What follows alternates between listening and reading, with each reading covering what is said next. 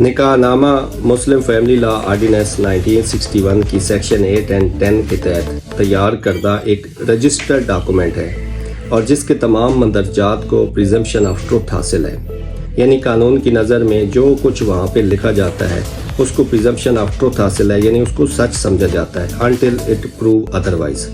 बहरहाल इस डॉक्यूमेंट से पाकिस्तान की मुस्लिम सोसाइटी के हर मर्द और ज़न को ज़िंदगी में कम अज़ कम एक बार तो हर सूरत में पाला पड़ता ही है, और कुछ ख़वातीन और हज़रात को एक से ज़ायद बार भी पढ़ सकता है, यानी जिनकी ज़्यादा शादियाँ हैं एक से ज़ायद। बहरहाल इसके जो तमाम क्लाजेज़ हैं, इसके जो तमाम सेक्शंस हैं, जो इसके तमाम कालम हैं, उनके हवाले से हर मर्द और ज़न को कम अज़ कम बुनियादी इल्म लाजमी होना चाहिए।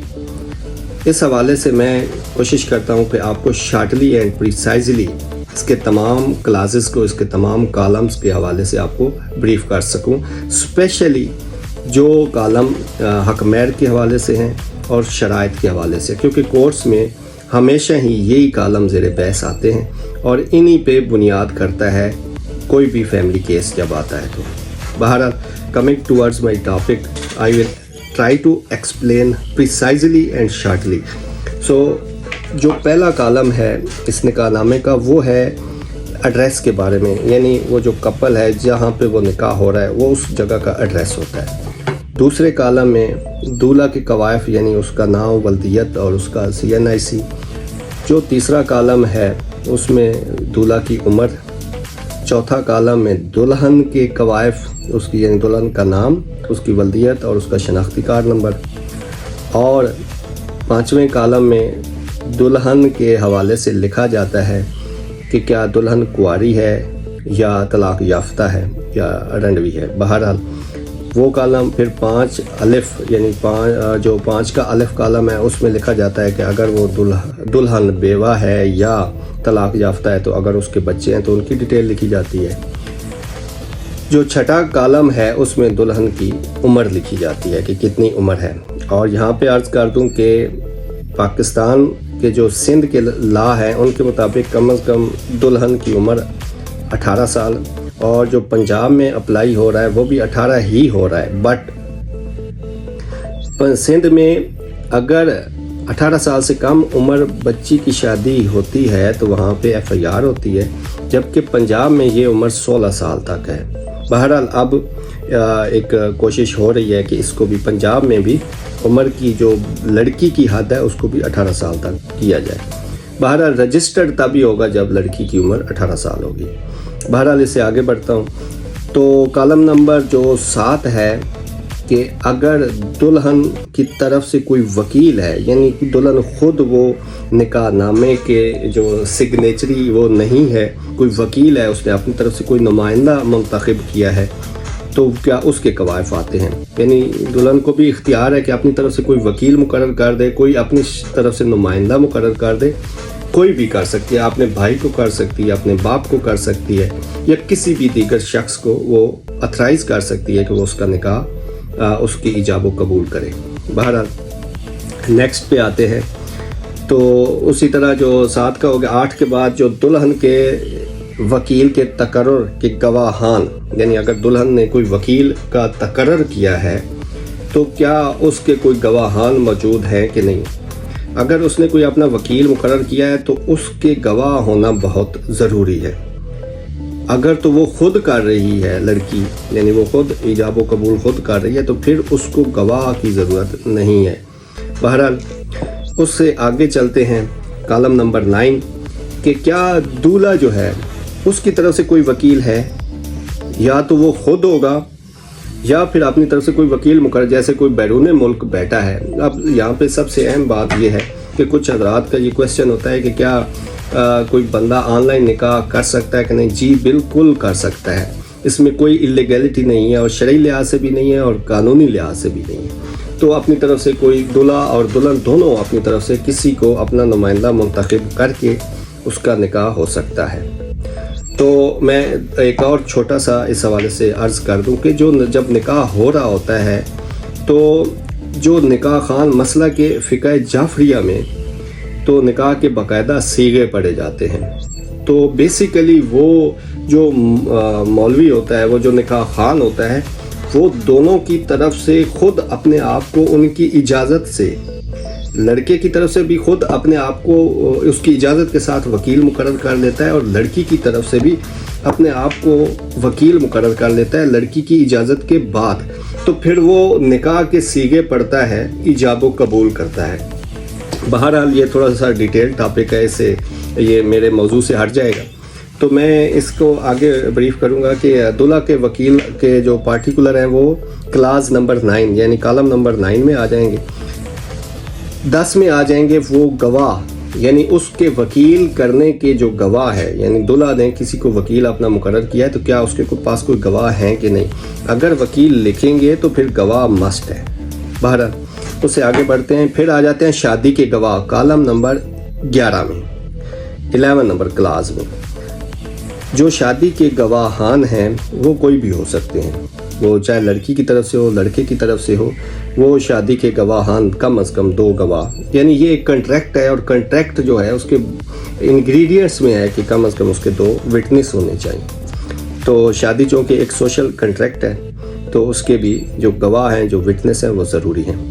اب یہاں پہ میں تھوڑا سا مزید عرض کر دوں کہ فقہ حنفی میں نکاح کے وقت گواہوں کا ہونا ضروری ہے, لازمی ہے, واجب ہے, ویئر ایز کہ ان فقہ جعفری نکاح کے وقت گواہوں کا ہونا سنت ہے, واجب نہیں ہے. تو یہ ضمناً عرض کر دیا. اس سے آگے بڑھتا ہوں. اب آتا ہے کالم نمبر 12. کالم نمبر 12 میں شادی کی تاریخ لکھی جاتی ہے کہ کس تاریخ کو یہ شادی ہوئی ہے, یعنی یہ نکاح ہو رہا ہے. تو یہ شادی کی تاریخ. آگے 13 نمبر کالم جو ہے یہ بہت اہم کالم ہے, اس کے بارے میں میں تھوڑا سا ٹائم لوں گا کہ 13 نمبر کالم جس میں لکھا جاتا ہے کہ شادی کے وقت کل کتنا حق مہر کا تعین ہوا ہے. اور حق مہر کے حوالے سے یہ گزارش کروں گا کہ کم از کم یہ جو پرانا کلچرل ایک روایات چلی آ رہی ہیں کہ حق مہر کے وقت جب لکھنے کی باری آتی ہے تو ہمیں نامز یاد آ جاتی ہیں کہ جی ہم تو نہیں لکھتے, یہ کوئی بات ہے کہ ہم جو ہے نا اتنے لکھے. Basically this is token of respect for women. یہ ایک ٹوکن آف ریسپیکٹ ہے, یہ جتنا زیادہ ہونا چاہیے کہ کم از کم وہ جو عورت کی پریسٹیج ہے اس کے لیول کے مطابق ہونا چاہیے.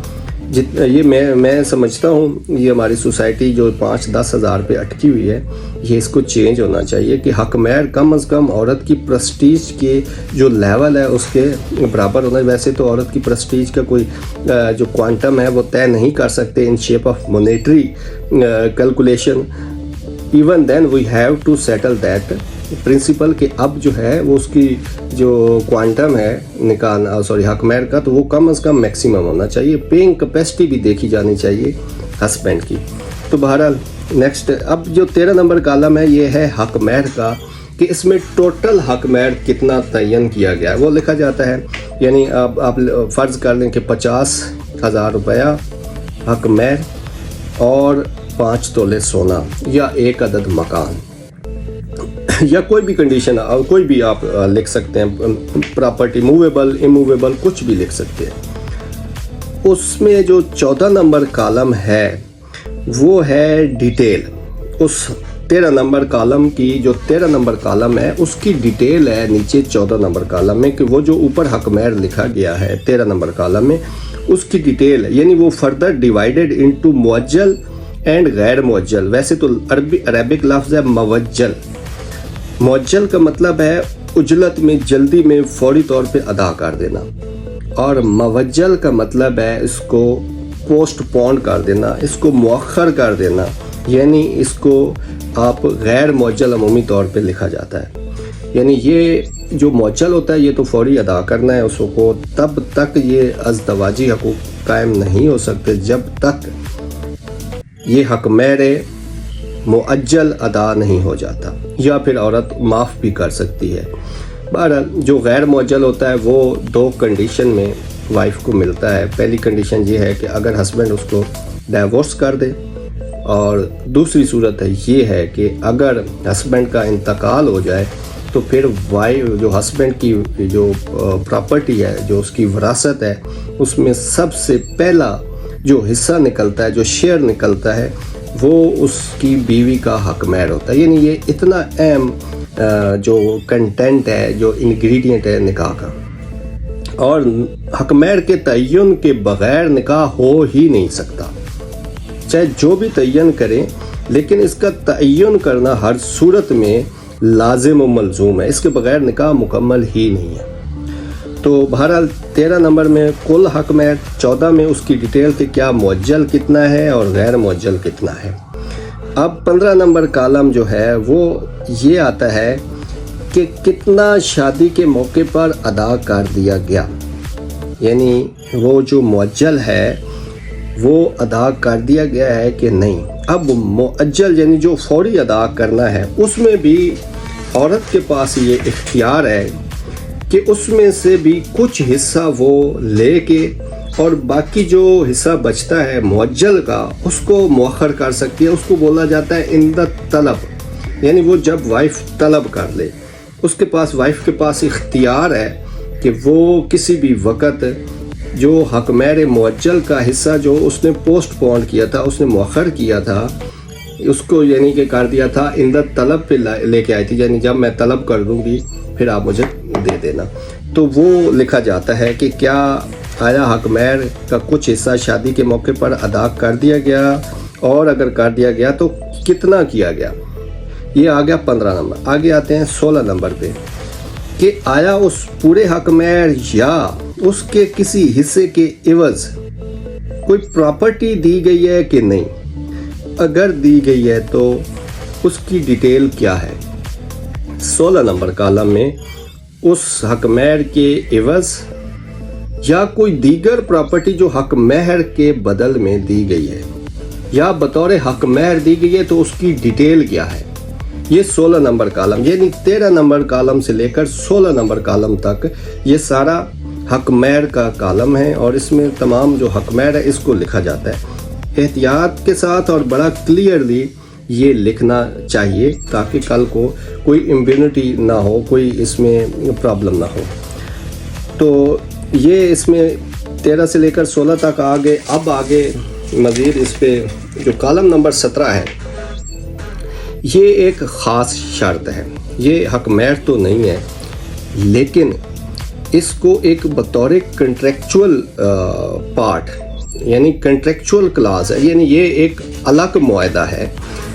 کالم نمبر 17 کی جو لکھی گئی پراپرٹی ہے یا کچھ بھی لکھا جاتا ہے پراپرٹی یا رقم، اس میں یہ خاص شرائط میں آ جاتا ہے کہ اگر کوئی مطلب ایک مکان لکھ کے دے دیا، کوئی پلاٹ لکھ کے دے دیا، آپ اس کی ڈیٹیل لکھنی چاہیے. ایٹ لیسٹ اگر پہلے سے موجود ہے وہ جگہ تو اس کی ڈیٹیل لکھنی چاہیے. اگر نہیں موجود تو پھر کم از کم یہ ساتھ مینشن ہونا چاہیے کہ یہ لے کر دے گا، بنا کر دے گا. بہرحال اور ایک اور جو چیز ہے کہ جہاں پہ جو پراپرٹی کالم نمبر 16 میں لکھ دی جاتی ہے، اس کا مطلب یہ ہے کہ یہ اب وائف کے نام ہو چکی ہے، کیونکہ یہ خود ایک رجسٹرڈ ڈاکومنٹ ہے. یہ جو نکاح نامہ ہے یہ ایک رجسٹرڈ ڈاکومنٹ ہے، اور اس میں جو کچھ لکھا جاتا ہے وہ سمجھا جاتا ہے کہ یہ ایک رجسٹرڈ ڈاکومنٹ ہے. تو بہرحال اور اس کو جو چیلنج کرنا ہے، پھر اگر آپ کو اس کو کوئی چیلنج نہیں کرتا تو پھر اس کو جو ہے نا پریزمپشن آف ٹروتھ حاصل ہے.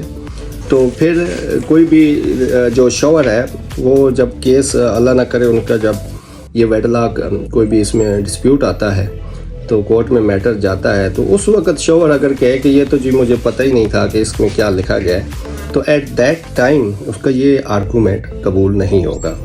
کیونکہ اگر اس نے کچھ چیلنج کرنا تھا کہ یہ اس کو نہیں پتہ تھا، بعد میں لکھ دیا گیا یا اس کی اجازت کے بغیر لکھا گیا، تو پھر کم از کم اس کو ٹائم پہ ہی اس کو چیلنج کرنا چاہیے. اور یہ چیلنج ہوتا ہے ڈی سی کے پاس، ڈپٹی کمشنر کے پاس.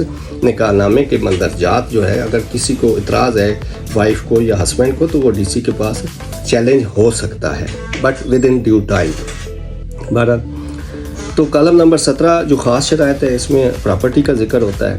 کالم نمبر 18 اب یہ بہت ایک اہم اور یہ ایک ریلیجس پوائنٹ آف ڈسکشن ہے، بٹ جو قانونی پوائنٹ نقطہ ہے وہ میں بتاؤں گا کہ یہ اس میں یہ لکھا جاتا ہے کیا بیوی نے کیا شوہر نے طلاق کا حق بیوی کو دیا ہے کہ نہیں دیا؟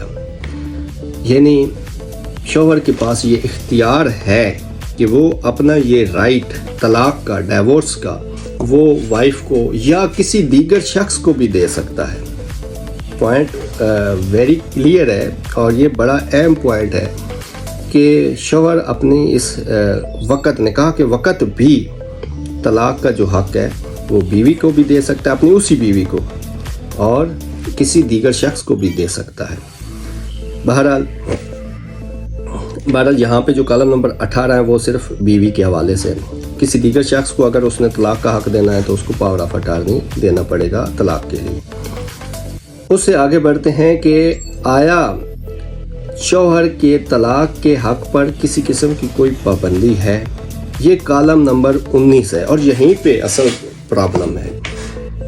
عمومی طور پہ جو لڑکی والے ہیں وہ اس چیزوں سے لا علم ہوتے ہیں، تو وہ یہ شرائط عائد کر دیتے ہیں کہ جی نکاح ہم کر رہے ہیں، لیکن ہماری یہ شرط ہوگی کہ اگر یہ شوہر اپنی بیوی کو طلاق دے گا تو 20 لاکھ 30 لاکھ 40 لاکھ 50 لاکھ کہ اتنی اماؤنٹ اپنی بیوی کو دے گا۔ بیسیکلی اس کے پیچھے جو محرکات ہیں وہ یہی ہوتے ہیں۔ والدین کی یہ، لڑکی کے والدین کی یا لڑکی کی یہ کوشش ہوتی ہے کہ مجھے کسی طریقے شوہر طلاق نہ دے، ان شرائط کی وجہ سے کم از کم، تاکہ اتنی ہیوی قسم کی اماؤنٹ لکھ دی جاتی ہے کہ شوہر اس شرط کو مد نظر رکھتے ہوئے اس کو کبھی طلاق، ڈیورس نہ کرے۔ جبکہ قانون کی نظر میں، اور یہ اس پہ ہائی کورٹ کے کئی ڈیسیژن ہیں جو پریسیڈنٹس ہیں، اس کے علاوہ سپریم کورٹ کا بھی اس پہ ڈیسیژن ہے کہ جو طلاق کا حق ہے شوہر کا، اس پہ کوئی کنڈیشن امپوز نہیں کی جا سکتی۔ یعنی آپ شوہر کو کنڈیشنل، اس کے طلاق کا جو حق ہے اس کو کنڈیشنل نہیں کر سکتے۔ اسی طرح بیوی کا جو خلا کا حق ہے اس کو بھی کنڈیشنل نہیں کر سکتے۔ اس پہ یہ نہیں لکھ سکتے کسی دیگر ایگریمنٹ میں کہ جناب بیوی اگر خلا لے گی تو مجھے 20-50 لاکھ دے گی۔ یہ بھی اس کا سول ایک رائٹ ہے، وہ اپنا یہ حق کسی بھی کنڈیشن سے بالاتر ہے، پاک ہے۔ تو اسی طرح شوہر کو جو طلاق کا حق حاصل ہے اس پہ کوئی کنڈیشن امپوز نہیں کی جا سکتی۔ یعنی جو کالم نمبر 19 ہے، میں یہ عرض کر دوں کہ وہ لکھتے وقت والدین کو یہ پتہ ہونا چاہیے، لڑکی کے بھی اور لڑکے کے بھی، لڑکا اور لڑکی دونوں کو بھی، کہ جو 19 نمبر کالم ہے اس میں آپ جو بھی شرط لکھتے ہیں طلاق پر، اس کی قانون کی نظر میں کوئی ویلیو نہیں ہے۔ لہٰذا یہ ایک فضول، یہ ایک فالتو کی ایک کلاز ہے، کیونکہ اس میں سپریم کورٹ اور خصوصاً اس میں یہ فیڈرل شریعت کورٹ کی بیسیکلی یہ ان پٹ تھی، اور پھر اس پہ سپریم کورٹ نے بھی اور ہائی کورٹ نے بھی ڈیسیژن دیے، اور اب یہ سیٹلڈ پرنسپل ہو چکا ہے کہ طلاق پہ کوئی شرط نہیں لگائی جا سکتی۔ بہرحال یہ بہت اہم پوائنٹ ہے، اس کو مد نظر رکھنا چاہیے کہ اگر آپ نے کوئی شرط لکھنی بھی ہے تو کالم نمبر 17 میں لکھیں، کالم نمبر 19 میں طلاق کے اوپر شرط کچھ نہ لکھیں، تو اس سے بہرحال آپ کو کوئی بھی لیگل اس کی جو امپلیکیشن ہے، اس کی جو قانون کی نظر میں کوئی ویلیو نہیں۔ تو کالم نمبر 20 ہے، اس میں بعض اوقات آپ یہ بھی کر سکتے ہیں کہ آپ نے نکاح کیا ہے، اس پہ آپ ساری شرائط تو نہیں لکھ سکتے، آپ کوئی کنٹریکٹ کرتے ہیں، کوئی ایگریمنٹ، دیگر ایگریمنٹ کرتے ہیں، یا نکاح کے وقت کوئی دستاویزات تیار کرتے ہیں، جیسے آپ سامان جہیز بچی کو دے رہے ہیں تو اس کی باقاعدہ لسٹ اگر آپ نے بنائی ہے کہ یہ سامان ہم اپنی بیٹی کو دے رہے ہیں، یا یہ گولڈ دے رہے ہیں، یا کچھ دیگر کچھ بھی دے رہے ہیں، تو وہ ایک لسٹ بنا لیں، اور اس لسٹ پہ شادی کے وقت دولہا کے اور دلہن کے، یا دولہا کی طرف سے یا دلہن کی طرف سے، دونوں کی طرف سے اس پہ کچھ سگنیچر ہو جائیں کہ واقعی یہ چیزیں بیوی کی، یعنی لڑکی کی طرف سے والدین نے دی ہیں، اور اگر مزید کہ لڑکے نے اگر لڑکی کو کچھ دیا ہے تو بھی وہ لکھا جا سکتا ہے کہ یہ چیز، یہ گولڈ یا یہ کوئی گاڑی، یہ گفٹ کی ہے لڑکی کو، لڑکی کی طرف سے، لڑکے کی طرف سے، دولہا کی طرف سے، تو وہ کوئی اگر دستاویزات تیار کیا ہے تو اس کا ذکر یہاں پہ کیا جا سکتا ہے۔ اب کالم نمبر 21 اس میں آ جاتا ہے کہ اگر دولہا کی پہلے سے بیوی ہے اور وہ میرج انٹیکٹ ہے تو کیا ثالثی کونسل سے اس نے دوسری شادی کی اجازت لی ہے کہ نہیں لی؟ اگر نہیں لی تو اس کی یہ شادی رجسٹرڈ نہیں ہو سکتی۔ ویسے شرعی لحاظ سے تو کوئی ایسی خاص کنڈیشن نہیں ہے دوسری شادی کے لیے، بٹ پاکستانی لا کے مطابق یہ شرط ہے کہ اس کو ثالثی کونسل کی پرمیشن اس کے پاس ہونی چاہیے۔ اگر ایسا نہیں ہوگا تو یہ قابل سزا جرم ہے۔ بہرحال اس پہ پھر کبھی بات کروں گا اس کے ڈیٹیل میں۔ نیکسٹ آتا ہے کالم نمبر 22 کہ اگر اس نے اجازت لی ہے تو اس کا مراسلہ نمبر کیا ہے اور کس تاریخ کو اس کو اجازت ملی ہے، وہ ساتھ اٹیچ ہو جاتی ہے۔ 23 میں آ جاتا ہے کہ نکاح خان کون ہے، اس کے قوائف آ جاتے ہیں۔ 24 میں رجسٹریشن آف میرج ڈیٹ، وہ تاریخ آ جاتی ہے کہ کس تاریخ کو آپ نے رجسٹرڈ کروایا ہے یہ شادی۔ بہرحال ودن 6 منتھ آپ کو نکاح کے بعد ودن 6 منتھ آپ کو رجسٹریشن کروانا ضروری ہے۔ کالم نمبر 25 میں اس کی فیس آ جاتی ہے۔ کالم نمبر 26 یہ اب ایڈ ہوا ہے پنجاب میں، یہ ہے ختم نبوت کے حوالے سے، یعنی حضور پاک صلی اللہ علیہ وآلہ وسلم کی ختم نبوت کے حوالے سے۔ چونکہ پاکستان کی جو قادیانی کمیونٹی ہے وہ اپنے آپ کو بطور مسلم پریزنٹ کرتے ہیں، تو اس سے اس چیز کو اوائڈ کرنے کے لیے یہ کالم ایڈ کیا گیا، یہ کلاز ایڈ کی گئی ہے۔ یہ ایک اسٹیٹمنٹ ہے، یعنی بیان حلفی ہے کہ میں حضور پاک صلی اللہ علیہ وآلہ وسلم کی ختم نبوت پہ ایمان رکھتی ہوں، یعنی دونوں کے وہ سائن انگوٹھا وہ اسٹیمپ ہو جاتے ہیں۔ تو اور ساتھ میں وہ پوری ایک اسٹیٹمنٹ ہے، یعنی اس کا مین مقصد ہے کہ میں قادیانی نہیں ہوں، حضور پاک صلی اللہ علیہ وسلم کی ختم نبوت پہ ایمان رکھتا ہوں۔ بہرحال یہ کلازز تھی جو میں نے کوشش کی ہے شارٹلی اور پریسائزلی آپ کو بریف کر سکوں۔ مزید اگر آپ کا کوئی کوسچن ہے فیملی کیس کے حوالے سے، نکاح نامے کے کنٹینٹ کے حوالے سے، تو آپ میرے فون نمبر پہ واٹس ایپ پہ رابطہ کر سکتے ہیں۔ Thank you so much.